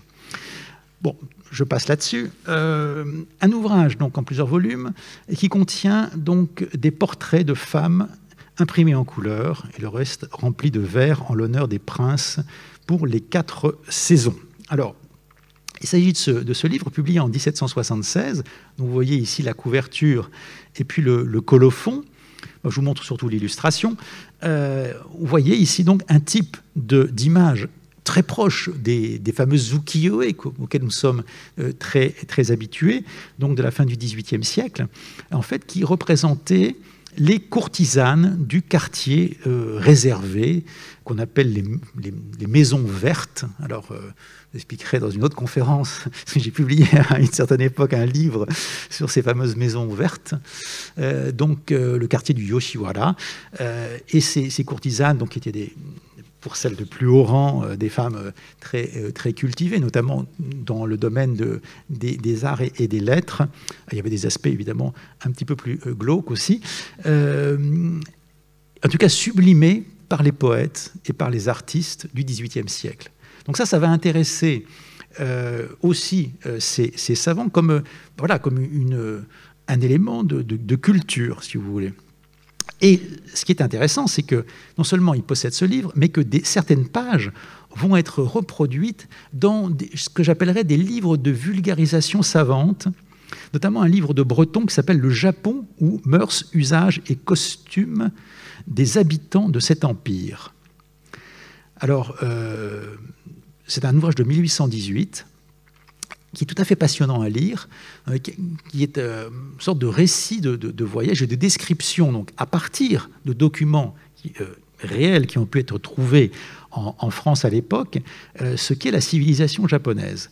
Et ce qui est intéressant, c'est que des gravures, il y en a 51 dans l'ouvrage, un grand nombre en fait été réalisées à partir de peintures japonaises. Quand on dit peinture ici, en fait, c'est souvent en fait des estampes, des gravures. Mais enfin bon, et notamment donc celle-ci qui montre les courtisanes du Yoshiwara à partir d'un livre japonais. Et vous voyez la légende qui dit une dame lisant et une autre se disposant à écrire. Et puis alors, le commentateur dit voilà, les courtisanes japonaises sont effectivement très cultivées, elles savent lire. Alors, parce que bon, à l'époque, les courtisanes françaises ne savaient peut-être pas justement lire. Elles écrivent des poèmes, etc. C'est quelque chose qui surprend énormément les Occidentaux. Donc c'est tout cet univers aussi, on commence à le connaître. Et puis, là, si on revient au savoir plutôt botanique, là, je vous présente un manuscrit qui s'appelle « Plantes du Japon », en tout cas dans le titre qui lui a été donné lorsqu'il est entré dans les collections, qui vient de Ogino Gengai. Donc, si vous vous rappelez le nom, c'est ce médecin de l'empereur qui avait donné ce livre d'acupuncture à Titsing. Et il lui donne aussi un manuscrit extrêmement intéressant. Alors, parce que là, ce n'est pas un imprimé, c'est vraiment 249 dessins uniques qui ont été faits à la main par un peintre assez connu d'ailleurs, et qui sont une collection de plantes décrites non pas simplement pour leur beauté, mais aussi pour leur vertu médicinale. Et cet ouvrage, donc, qui a appartenu à Titsing, est entré finalement entre les mains de Benjamin Delcer. Pour ceux qui connaissent, c'est un très grand spécialiste de la botanique de la fin du début du XIXe siècle, qui meurt en 1847, et sa collection est léguée à l'Académie des sciences en 1869. Le livre se trouve aujourd'hui donc pas loin de la coupole, là, donc à la bibliothèque de l'Institut de France, où je suis allé le photographier. Et lorsque j'ai essayé d'aller le voir, je me suis dit, voilà, qu'est-ce que je vais découvrir? Et ma grande surprise est de découvrir, finalement, sur la dernière page, ce colophon avec le nom de ce fameux Ogino Gengai, donc ce médecin de l'empereur, donc qui donne une origine extrêmement précieuse à ce document. Et vous voyez, depuis 1869, il est là, et pour l'instant, personne ne savait qui en avait fait les illustrations et qui avait ordonné sa réalisation. Donc j'ai pu informer la bibliothécaire de l'Institut, qui en était très heureuse. Alors, il n'y a pas que Abel Rémusat, ce grand sinologue, qui a récupéré des livres. Il y en a un autre qui s'appelle Julius Klaproth, un peu moins connu certainement, d'origine allemande, mais qui, bien qu'il avait un poste en Allemagne, avait souhaité rester à Paris.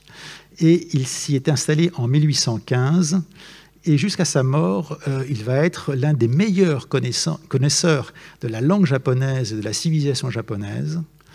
Il va publier énormément d'articles, de textes et de livres sur le Japon. Alors sa bibliothèque, donc là toujours, on revient au catalogue de vente, de 1839, elle comporte 37 titres japonais, dans tous les domaines, des livres bouddhiques, des annuaires de guerriers, des chronologies historiques, des dictionnaires, des encyclopédies, des cartes. Et je ne vais pas trop m'attarder sur Klaproth, mais juste montrer ce qu'il a utilisé et ce qu'il a pu réaliser. Comme un exemple, c'est la traduction d'un livre dont le titre japonais est Sangoku Tsuran Zusetsu, c'est-à-dire description illustrée en quelque sorte de l'histoire des trois pays, des trois royaumes, et ces trois pays en fait étant des territoires limitrophes du Japon, dans lesquels il y a la Corée notamment, il y a les îles du sud de Ryukyu, et puis donc ce qui est au nord. Donc c'est ces zones périphériques du Japon qui, à la fin du XVIIIe siècle, les Japonais commençaient à les approcher, et à mieux les connaître. Mais ce livre a été en fait interdit au Japon parce qu'il donnait justement des informations cartographiques beaucoup trop précises, susceptibles de tomber entre les mains des étrangers. ce qui d'ailleurs est arrivé. Le livre a été interdit, mais quelques exemplaires ont pu circuler, notamment, alors je ne sais pas pourquoi on a une coupure d'un seul coup, voilà, ont pu circuler en Europe. Et Klaproth en a récupéré un exemplaire et a traduit en français en 1832 sous le titre donc Aperçu général des trois royaumes. Bon, là, je ne sais pas, on doit arriver à un moment peut-être d'une pause qui nous a été demandée. Non, c'est pas ça. Voilà, donc j'espère que la prochaine. Voilà. Alors, je présente un autre Hollandais. Il n'y a pas que Titsing non plus, une époque qui a lui a séjourné à une époque bien plus récente, en tous les cas à peu près quarantaine d'années après, qui est Overmer Fischer. Overmer Fischer, lui arrive au Japon très jeune, à 20 ans, et il va très rapidement monter dans la hiérarchie de ce comptoir commercial jusqu'à devenir chef des entrepôts. C'était le numéro 2, si vous voulez, avant le directeur. Il y reste 9 ans, vous voyez, donc dans ce petit état de confinement. Il est jeune et donc il apprend vite la langue, etc. Voilà. Ceux qui arrivaient plus âgés, avaient plus de mal. Et il va à Edo une fois. Il a la seule chance qu'il a de sortir de ça, c'est une fois en 9 ans. Il va en 1822 à Edo, donc en ambassade. Donc ça prenait à peu près quasiment 6 mois en fait. Il partait en janvier, il mettait 2 mois pour aller, ils allaient à pied, donc un petit peu parfois en bateau, mais essentiellement à pied. Il restait à Edo, il y avait une résidence spéciale pour les Hollandais. Ils voyaient le shogun, ils avaient des rencontres avec des savants japonais, et puis après ils repartaient, puis ils prenaient bien leur temps, parce que c'était quand même la seule occasion pendant plusieurs années de pouvoir être un peu en semi-liberté. Et donc ils s'arrêtaient dans beaucoup de villes, ils achetaient beaucoup de choses, etc. Et lui achète énormément. Il se dit, voilà, moi je vais constituer une collection, mais une collection vraiment savante. Je vais acheter des livres, je vais acheter des objets, etc. Et c'est quelqu'un qui avait un esprit, je dirais, assez systématique. Et le projet aussi de faire un livre. Il dit, voilà, après tout, les Hollandais, ça fait 2 siècles et demi qu'on est là, on n'a rien écrit sur le Japon, enfin, c'est quand même pas possible. Et moi, je vais faire un livre qui s'appelait « Contribution à la connaissance de l'Empire japonais ». Bon, rien que ça, si vous voulez, quand même. Il va le publier, effectivement, à son retour en 1833.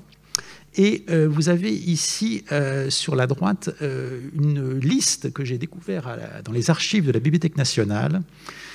Et vraiment, le jour où je suis tombé dessus, j'étais tellement heureux parce que je ne pensais jamais la retrouver, évidemment. C'était cherché dans les archives des années 1830, des acquisitions de la Bibliothèque royale. Bon, je me suis dit, je vais quand même tester. Et donc, je fais venir petit à petit les dossiers, etc. Et puis voilà, au bout de plusieurs jours de travail, je tombe sur le document et je n'en croyais pas mes yeux. Il était bien là. C'est une liste des livres qu'en 1833, il a proposé à la vente à la Bibliothèque royale. Il a dit, voilà, moi je voudrais vendre ces livres. C'est des livres japonais, c'est extrêmement rare, il y en a très peu. Vous en avez juste 5 titres qui ont été donnés par Titsing il y a 30 ans. Et là, je vais vous en proposer une sélection de livres d'histoire, de livres savants, de dictionnaires qui vont permettre d'améliorer la connaissance du Japon. Et il fait, rédigé par Klaproth, dont on parlait tout à l'heure, la description, donc sur deux feuilles qui sont là. Et malheureusement, la Bibliothèque royale dit non, pour nous, on n'a pas l'intention de les acquérir.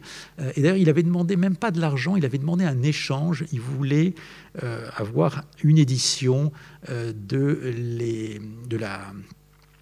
l'enquête qui avait été menée donc en Égypte, donc ce grand livre de la découverte de l'Égypte. Bon, enfin, on n'a pas voulu lui donner ça.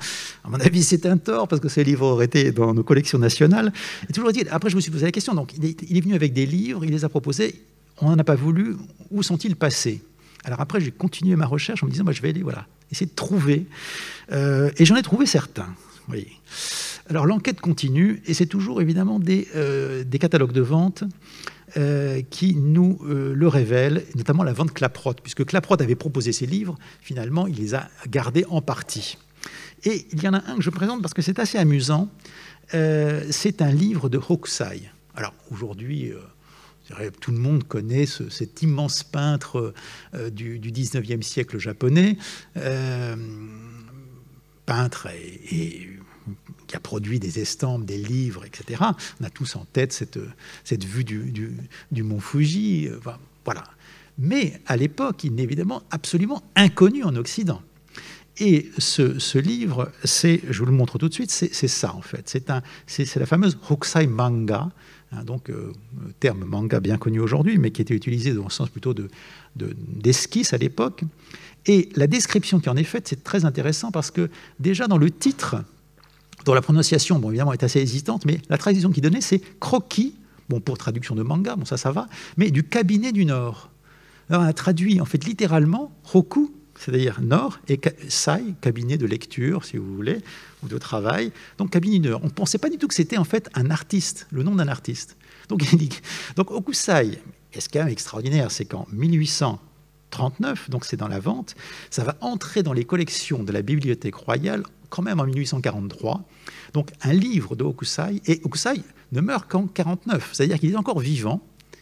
Et ça, quand je dis ça aux Japonais, ils sont quand même assez estomaqués parce que je leur dis, mais oui, Hokusai, ses livres sont entrés dans les collections nationales françaises de son vivant. Bon, sauf qu'on ne savait pas que c'était Hokusai.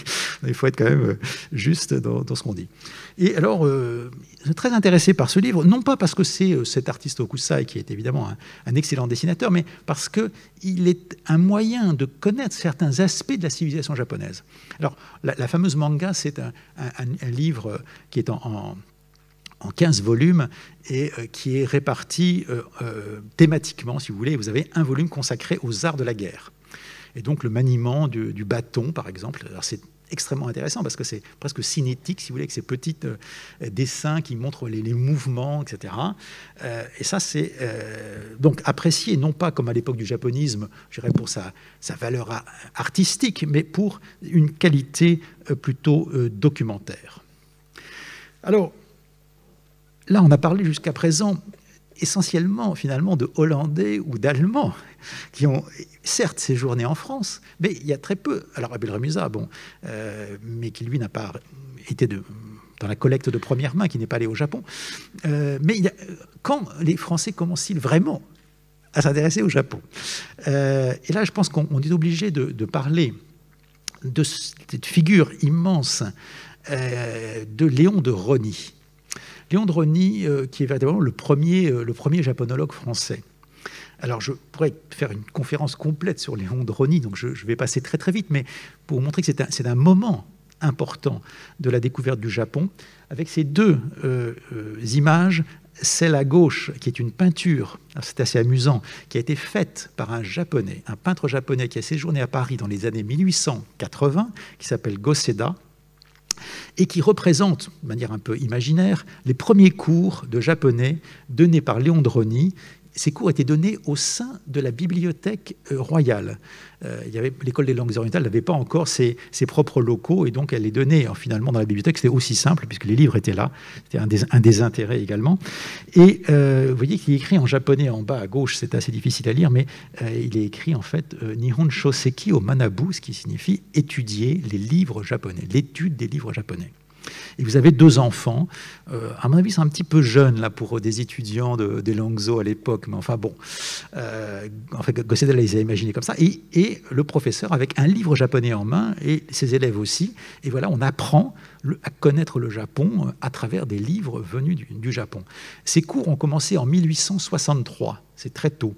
La chaire a été créée en 1868, et c'est au moment de la création de la chaire qu'il y a cette photographie assez officielle, où on voit donc Léon de Rosny alors je ne sais pas s'il allait donner ses cours dans ce costume qui est plutôt un costume d'académicien, mais si on agrandit un peu, et bon, après on n'a pas trop de temps, mais il y a beaucoup d'objets qui sont disposés dans cette photographie qui sont vraiment été choisis à dessein. Vous avez un sabre en bas, vous avez un éventail, mais vous avez surtout sur la table des cartes d'Edo et puis des livres qui sont empilés, qui sont des livres japonais. C'est un peu difficile d'en déterminer des titres, mais si on agrandit, on voit que vraiment il a organisé une espèce de fatras comme ça sur cette table, mais qui est un peu le savoir du Japon, les outils qu'il va utiliser pour présenter cette civilisation. Bon, Léon de Rosny est une sorte de génie dans la précocité de son apprentissage, puisque dès l'âge de 17 ans, il arrive à acquérir donc en 1854 une édition du Heike Monogatari, qui est le dit du Heike, un des grands romans du Moyen-Âge, et qui va commencer à en faire des traductions. Il apprend le chinois d'abord avec Stanislas Julien, et très vite, il propose de réaliser des poinçons pour l'imprimerie nationale, pour imprimer du japonais. Je dis voilà, bon, de toute façon, maintenant, je vais faire des manuels, etc. Il faut qu'on puisse imprimer le japonais. Donc voilà. Donc c'est quelqu'un qui est d'une inventivité extraordinaire. On a beaucoup critiqué en pensant que c'était une sorte de, comment dirais-je, d'original, avec peu de savoir, qui ne connaissait pas la langue japonaise. Enfin, on a dit un peu n'importe quoi sur lui. Lorsqu'on regarde sa collection, lorsqu'on regarde ses publications, et je ne dis pas ça simplement parce qu'il est le fondateur de cette chaire des Langso, mais c'est parce que c'est véritablement la réalité. Et sa collection est conservée en grande partie à la bibliothèque municipale de Lille. Et pour vous montrer un peu ce qu'il fait, il va, dès 1858, il a à peine 20 ans, il va à Londres pour voir toutes les sociétés savantes, voir les musées, les bibliothèques, pour récupérer toutes les informations sur les livres japonais et constituer, donc il va sur mission du ministère de l'Instruction publique, pour constituer un dictionnaire japonais. Et on voit en fait que tous ces orientalistes, depuis les années 1820, sont confrontés à ce problème. Ils veulent étudier le Japon, mais il faut d'abord connaître la langue japonaise. Le problème, ils n'ont pas d'outils. Ils n'ont pas non plus d'interlocuteurs japonais disponibles pour les aider. Donc ils veulent tous faire un dictionnaire. Et la plupart, en fait, n'y arrivent pas, parce qu'évidemment, faire un dictionnaire avec une seule personne, c'est quand même très, très complexe. Mais il y a quand même ce projet. Et donc lui, il est en France dans les années 1850, début des années 1860. Les livres japonais, il y en a très, très peu. Et donc, il cherche par tous les moyens à en acquérir. Et il va, par exemple, jusqu'en Russie. Il va à Saint-Pétersbourg, notamment pour accompagner une mission japonaise, et il récupère auprès d'un prêtre qui s'appelle Ivan Makov, qui avait séjourné à Hakodate, au nord du Japon, à la fin des années 1850, et il achète ses livres. Voilà, il achète toute sa bibliothèque. Et aujourd'hui, à la Bibliothèque des langues orientales, j'ai pu retrouver un certain nombre de livres avec des annotations en russe. Là aussi, il n'y a aucun travail qui a été fait là-dessus. Ils sont là depuis le milieu des années 1860-70. Personne ne savait qu'il venait de Makov et qu'il y a eu ce filon. Voilà. Alors bon... Je montre quelques exemples. Il y a des petites cartes aussi comme ça très intéressantes. Une édition de 1853 qui sont des gravures en miniature imprimées sur cuivre et qui décrivent donc des vues d'Edo notamment. Donc c'est un type dessin, c'est vraiment tout petit, hein, c'est un format carte postale, quoi, avec une extrême précision. Vous voyez qu'il y a des annotations, etc. Donc, tous ces documents ont servi et sont aujourd'hui donc à cette bibliothèque de Lille. Alors qu'est-ce qu'il va faire Léon Drony de tous ces ouvrages? Alors d'abord, il va enseigner le japonais, il va avoir des disciples, etc. Bon, ça c'est une chose, mais il va dans plusieurs domaines importants diffuser des savoirs, notamment dans le domaine littéraire, et va être le premier à traduire de la poésie japonaise, totalement inconnue à l'époque. Bon, la poésie chinoise, on commençait à connaître un petit peu, poésie japonaise très très peu, et voilà. À gauche, donc, il reprend à partir d'une illustration japonaise pour faire une belle couverture en couleur, cette anthologie. Et puis à droite, c'est un traité de l'éducation des vers à soie.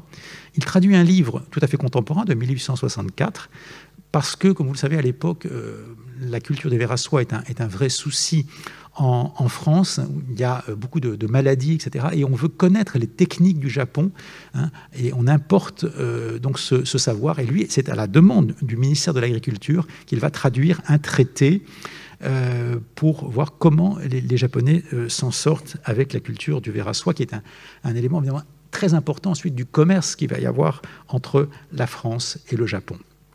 Alors, voilà que ça fait à peu près un peu plus d'une heure que je parle. Je ne voudrais pas vous fatiguer, donc vous me dites quand...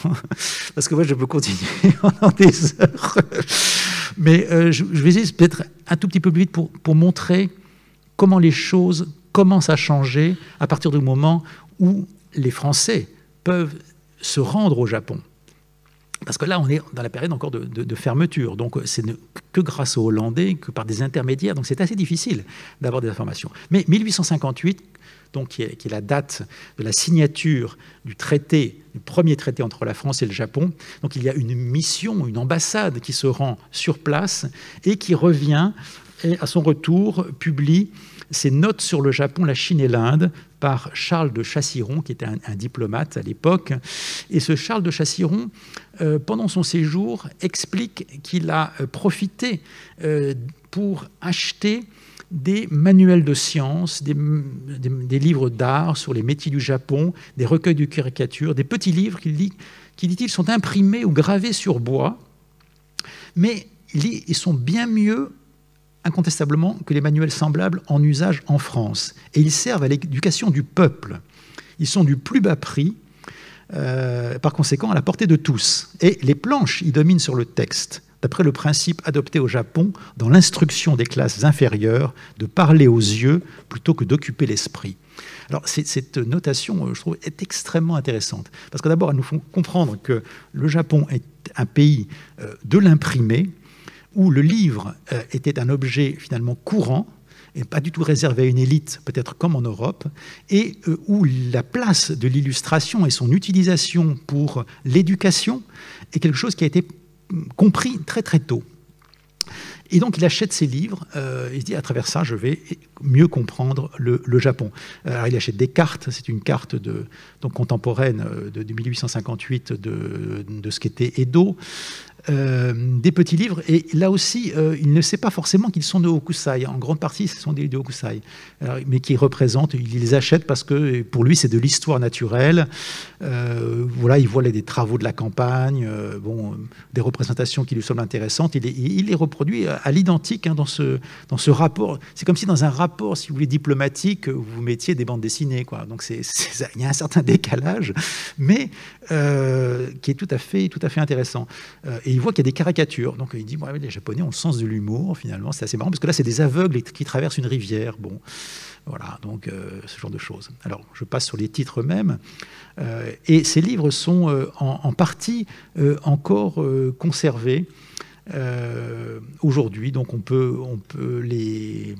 comprendre, en fait, quelles sont, je dirais, la nature des ouvrages qu'il a pu récolter.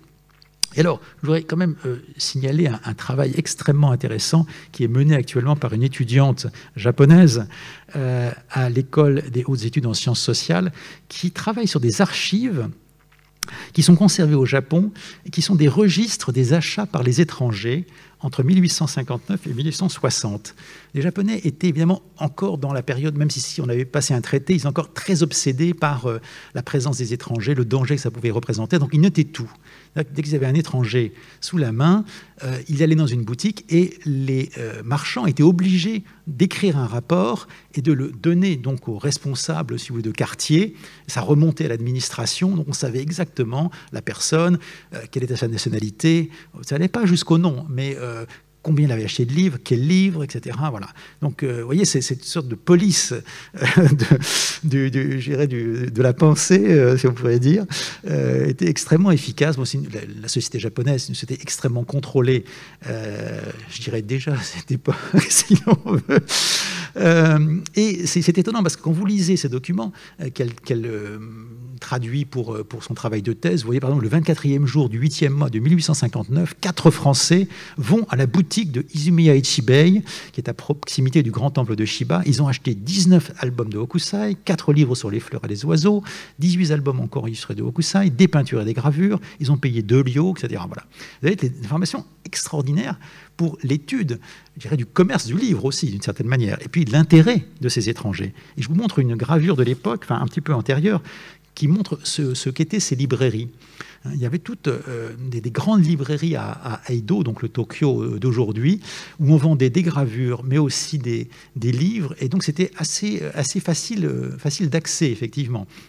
Et c'est vraiment la grande période de la librairie japonaise, de son expansion. Et des livres, on va pouvoir, dès 1863, en acheter à Paris même, et la Bibliothèque nationale, d'ailleurs, en achète à la boutique de l'Empire chinois rue Vivienne. Donc rue Vivienne, c'est vraiment dans la rue où se trouve la Bibliothèque nationale. Et on peut acquérir. Donc ça devient un objet assez commun à partir des années 1860. Et puis, alors, il y a une autre voie d'accès, si vous voulez, au savoir. Ce sont les documents qui sont donnés officiellement par les ambassades japonaises.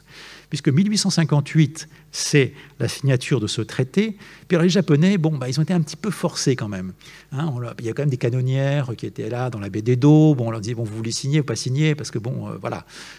Donc, ils ont signé un peu sous la contrainte, on va dire.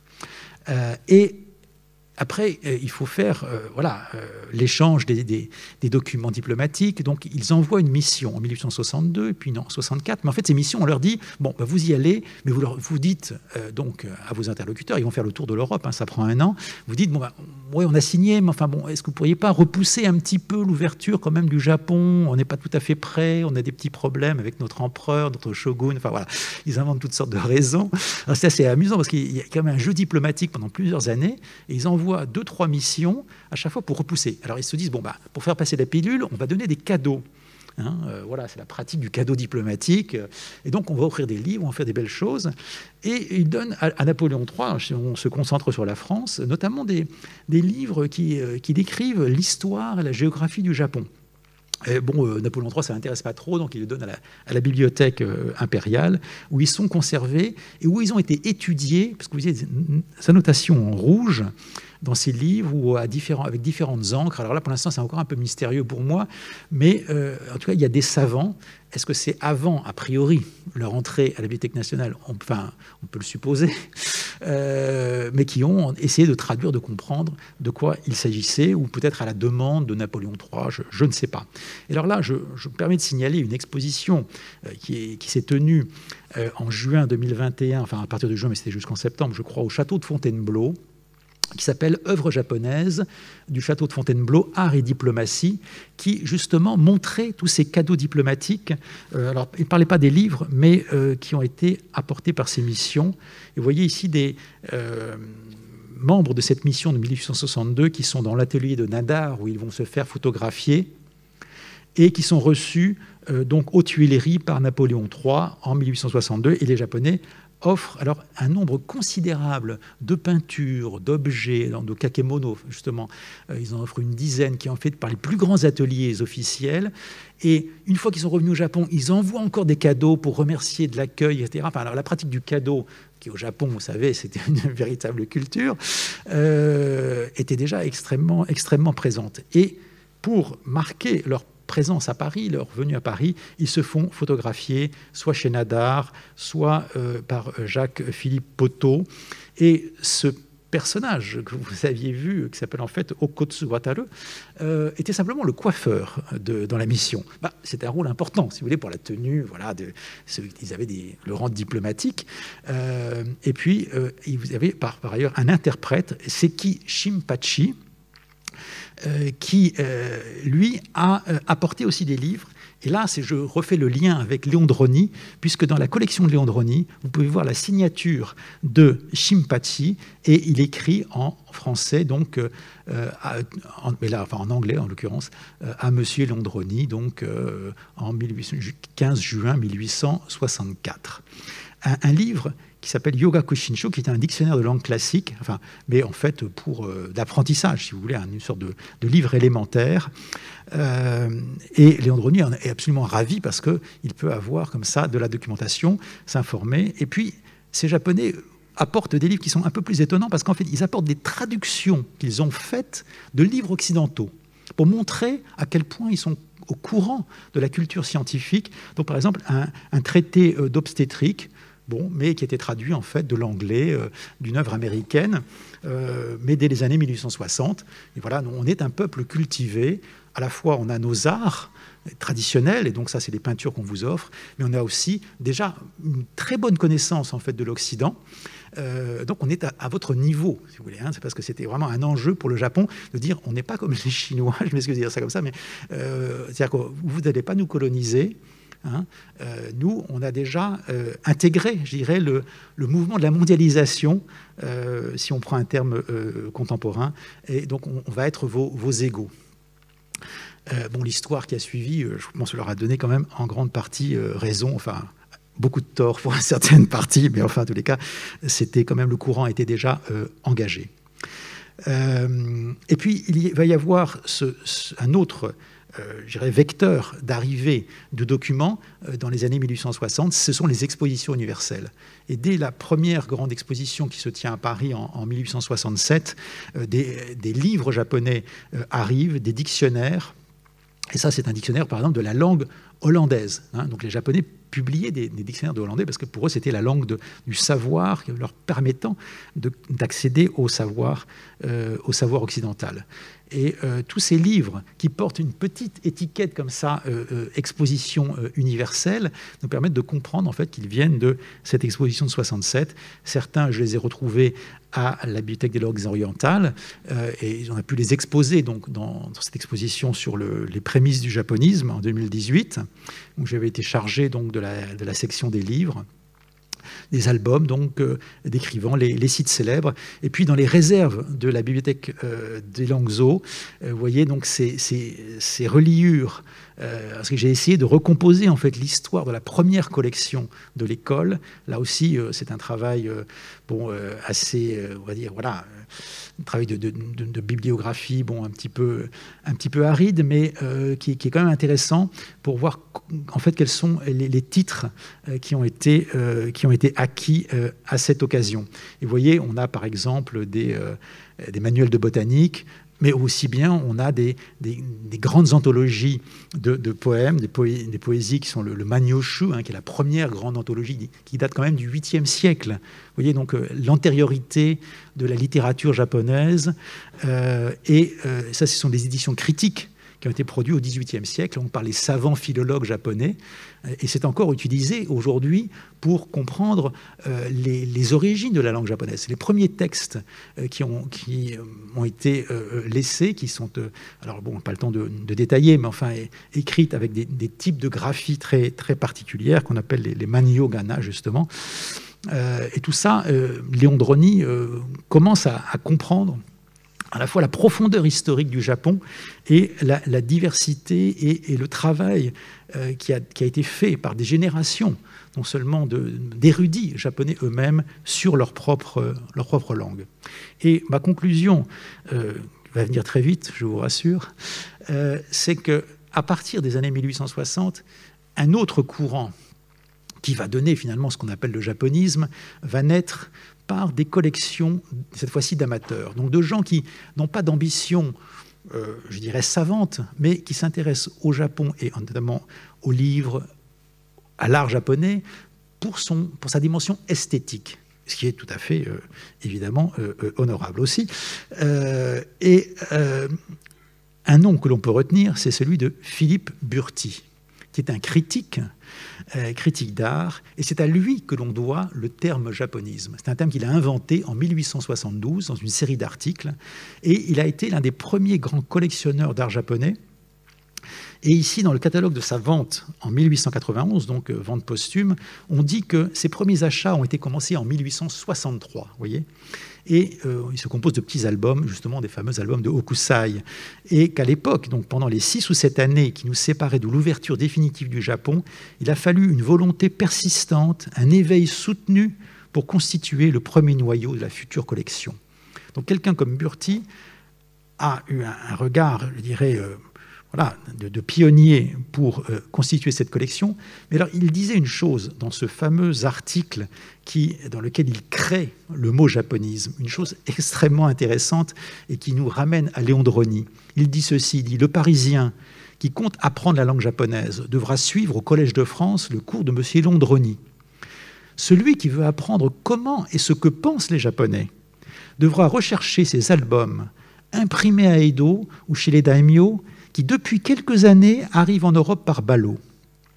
Car, inadvertance étrange, mais les artistes et les poètes sont si compromettants, ce peuple discret, politique, justement irrité contre les barbares qui lui avaient expédié des jésuites, nous livre là les clés de sa vie et le memento de ses pensées. » Alors, c'est une très belle citation, mais qui nous montre qu'il y a, dès cette époque-là, une sorte de scission entre les savants qui s'intéressent au Japon, dont Léon Droni, évidemment, le plus connu, et puis ces amateurs qui veulent découvrir le Japon à travers cette forme de poésie, à travers des images qui leur permettent eux-mêmes de rêver. Mais Léon Droni va répliquer à ça. Et donc, il y a une sorte de polémique. Alors, avec quelques années d'écart, il va écrire un texte un petit peu au vitriol, quand même, qui s'appelle « Un mot aux amateurs de japoniaiserie ». Les japoniaiseries, en 1901. Et là-dedans, il dit, bon, bah oui, d'accord, on s'intéresse à Hokusai. Il y avait Edmond de Goncourt, venait de publier un livre en 1880 sur Hokusai, la biographie de Hokusai, un livre très connu, qui a eu un énorme succès. Et il dit, oui, Hokusai est à coup sûr un caricaturiste drôle, par moments, bizarre presque toujours. Ses nombreuses charges à outrance amusent un instant. On s'arrête quelques minutes avec plaisir sur les premiers cahiers de ces mangas qui vous tombent sous la main. On parcourt les autres un peu plus vite. On examine les derniers avec le pouce. Je n'ignore pas qu'une telle déclaration est de nature à arracher des cris d'horreur à certains bibliophiles et pour cause à un bon nombre de marchands de curiosités. Vous voyez, bon, donc cet échange par texte interposé entre les savants orientalistes d'un côté et les amateurs d'art. Alors aujourd'hui, j'espère avoir un peu essayé de réconcilier ces deux tendances qui ne me semblent pas totalement contradictoires, et je crois que les recherches que j'ai menées jusqu'à aujourd'hui montrent qu'on peut réussir à les réunir. En tout cas, j'espère ne pas vous avoir ennuyé trop, même si c'était un peu long. Merci.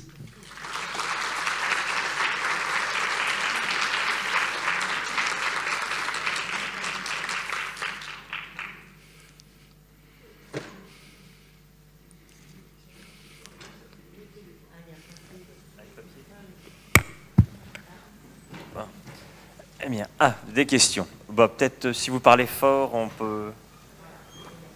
Mais il n'y a pas le micro. Sinon, il y a... Oui, c'est le problème. On passe pour les questions, on évite de faire circuler le micro, et donc ça passe par des papiers. Alors... Mais bon.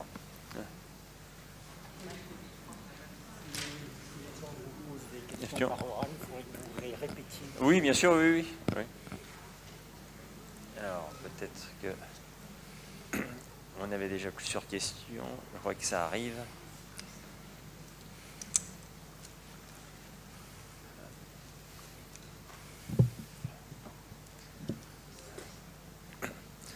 Allez, chacun sa page d'écriture.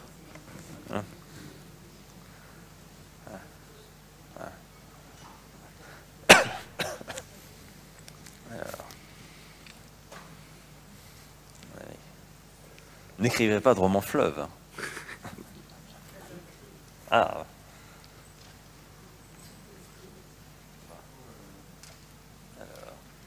Bien. Je vous laisse la répéter, la lire tout. Alors, quelles sont les principales raisons de l'isolement du Japon pendant des siècles? Alors, c'est une excellente question. Évidemment, la première raison est invoquée par les Japonais, donc c'est de mettre fin à la présence donc, du christianisme, à l'influence chrétienne. Ça, c'est la raison absolument officielle. En fait, la réalité, alors c'est une question vraiment complexe, puis je ne suis pas sûr de pouvoir y répondre de manière suffisamment correcte, mais plus qu'un problème véritablement à l'origine religieux, c'est un problème plutôt d'équilibre de forces politiques au sein du Japon, puisque le christianisme s'est développé au Japon essentiellement dans le sud, d'abord majoritairement dans l'île de Kyushu, et les seigneurs, puisque à l'époque le pays n'est pas unifié véritablement, en fait il y a 300 seigneurs plus ou moins puissants et plus ou moins indépendants de la cour, et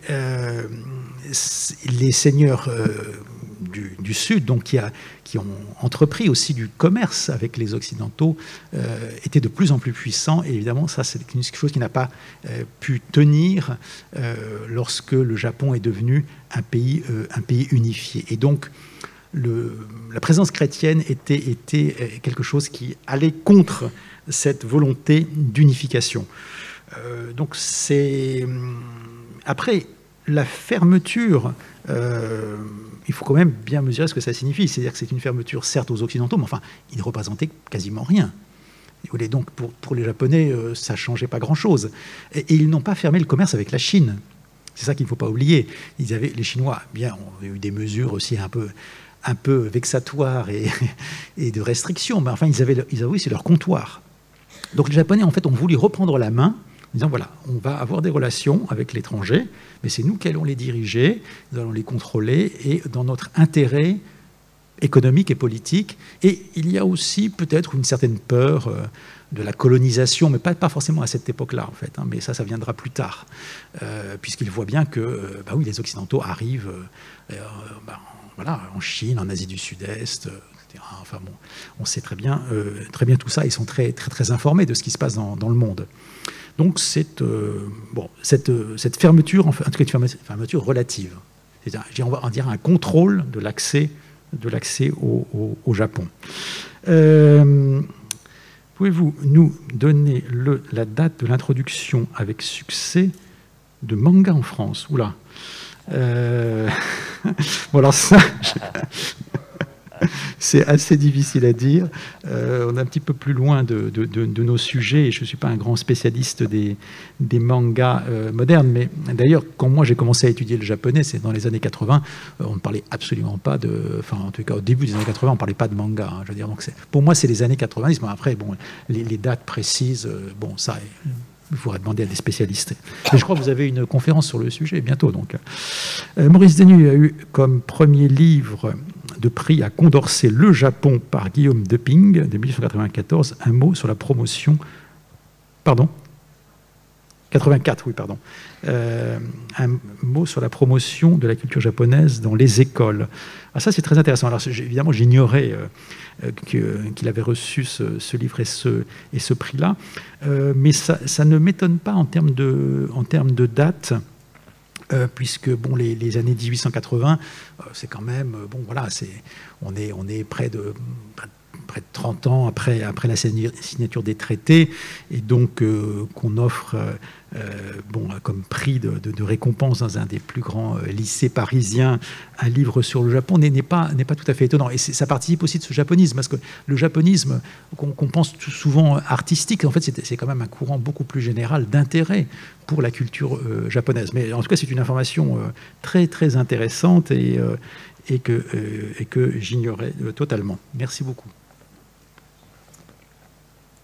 Est-ce qu'il y aurait d'autres questions? Oui, monsieur, ma question est la suivante. Pourquoi y avait-il des relations tout à fait particulières avec les relations commerciales, j'entends? Oui. Oui, enfin, très anciennes, elles ont commencé en fait au XVIIe siècle. Les Hollandais sont, comme vous le savez, des commerçants, et ils étaient établis donc dans, on appelait les Indes hollandaises, c'est-à-dire aujourd'hui l'Indonésie. Donc ils avaient et bon, la distance n'est pas énorme. Donc ils avaient cette capacité, ils avaient cette base arrière qui leur permet, parce qu'évidemment il était assez inconcevable de faire un commerce en direct depuis l'Europe, vous voyez. Les déplacements, etc. Bon, et donc les Hollandais ont bénéficié en fait de leur implantation privilégiée locale, voilà, pour devenir les principaux interlocuteurs. Et puis comme les Hollandais, ils étails protestants, et ils n'avaient pas. Il y a derrière ça en fait toute la lutte entre les catholiques et les protestants, puisque les jésuites ont été mis dehors et ils se sont dit, voilà, il y a une place à saisir, et nous, on ne va pas faire de prosélytisme si vous nous laissez faire du commerce. Et donc il y a eu cet engagement à dire, voilà, c'est une relation purement d'échanges commerciaux. Et donc il n'y a eu aucune rivalité possible. Et les Japonais n'ont pas entendu que d'autres, les Anglais par exemple, ont voulu aussi à certains moments, les Russes aussi ont fait des demandes, mais à chaque fois ça a été refusé. Ils ne voulaient traiter qu'avec les Hollandais. Alors ça peut paraître évidemment aujourd'hui un petit peu en décalage, mais c'était une grande nation de navigateurs et de commerçants. Donc ça s'explique.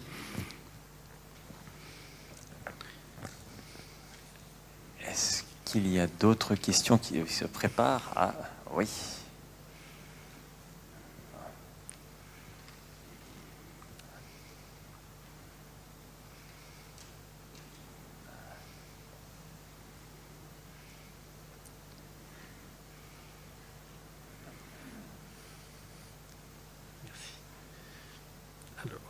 dans le dessin d'Overmer-Fischer, alors on va essayer de le retrouver, une question précise là sur une illustration que j'ai montrée.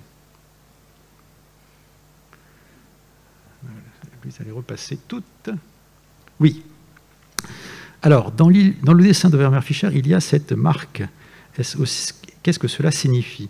Donc, ici, donc, cette image reproduite dans le livre de Fischer représente en fait un savant, un lettré japonais. D'ailleurs, il est à sa table de travail avec des livres, etc. Et il y a ce qu'on appelle le monde, le blason, en fait, de sa famille. Et ça représente donc le svastika, hein, qui est un signe qu'on retrouve aussi dans la culture du bouddhisme. Hein, ce n'est pas la croix gammée, contrairement à ce que certains pourraient croire, c'est inversé, mais ça peut laisser effectivement le doute. Donc il y a surtout les vêtements, en fait, à l'arrière et sur le devant ici, toujours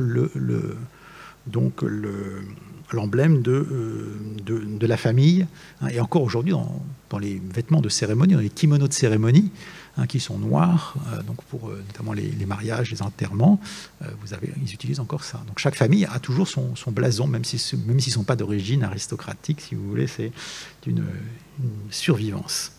Voilà. Merci pour cette question extrêmement précise. Comme quoi certains ont l'œil. Oui, c'est bien, vous regardez bien. Tout le monde ne dort pas. Est-ce qu'il y a encore des questions? Nous vous rappelons que Christophe Marquet passe plus de temps au Japon que dans les rues de Saint-Germain-en-Laye. Voilà. Faut en profiter aujourd'hui si vous avez des questions. Non, mais je crois que on a fait une conférence assez longue et que peut-être un peu trop dense aussi. J'en suis vraiment désolé. Et si vous voulez approfondir, si je puis dire, il y a le livre. Hein, et je ne suis pas le seul auteur de ce livre. Je vous recommande notamment un article assez étonnant d'un de mes collègues, François Lachaud, sur la connaissance de Napoléon, pas Napoléon III, hein, le premier Napoléon, au Japon. Les Japonais ont été fascinés par cette figure de Napoléon, et il y a d'innombrables textes dès le début du XIXe siècle qui évoquent la figure de Napoléon. Il s'informait beaucoup de ce qui se passait, et justement le rapport des Hollandais avec les Français et toutes les conquêtes napoléoniennes. Évidemment, ils se sont posé des questions, parce que pour eux, les Hollandais, c'était ce qu'il y avait de mieux, on va dire. Ils se sont aperçus que il y avait aussi la France derrière, il y avait l'Angleterre, qui avait des grandes puissances, et ils disaient qu'est-ce qui va se passer. Voilà. Donc il y a eu il y a vraiment un texte absolument passionnant sur la figure de Napoléon dans le même ouvrage en question. Et c'est un Napoléon que vous n'avez jamais vu. Ah oui. Il est vraiment là. C'est pas celui que vous verrez chez Jean Tullard ou. Oui, bien sûr. Bon, bien écoutez, s'il n'y a pas d'autres questions, dernier appel. Non. 1, 2, 3. Bon, adieu. Merci. Voilà. Merci beaucoup pour cette passionnante